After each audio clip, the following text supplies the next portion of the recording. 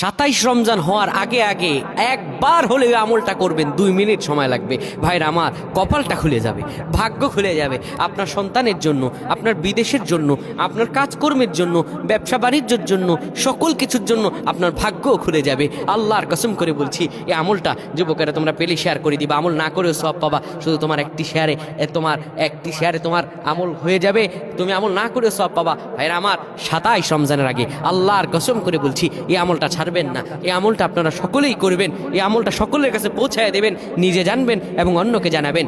যত মানুষ বিপদগ্রস্ত আছেন, যত অভাবে আছেন, বিদেশে থেকে দেশে আসতে পারতেছেন না, বিদেশ যেতে পারতেছেন না, বিপদের উপর বিপদ লেগে আছে, 27 রমজান হওয়ার আগে আমলটা করেন। 2 মিনিট সময় লাগবে, আর বেশি না। যখন ঈশার নামাজ আপনি পড়বেন, ঈশার নামাজের পরে ওযু করে নেবেন, সুন্দরভাবে পবিত্র পরিচ্ছন্ন হয়ে বিছানাটা ঝাড়ু দিবেন। বিছানার ভিতরে এরপরে আপনি শোয়ার আগে সুন্দর করে আপনি ঘুমানোর আগে পড়বেন, ইয়া মালিকু ইয়া মালিকু 100 বার পড়বেন। এরপর ইয়া খাবিরু 100 বার পড়বেন। তারপর একবার দুরূদ শরীফ পড়বেন।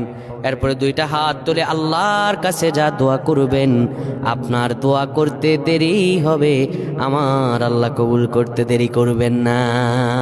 আল্লাহুম্মা আমিন।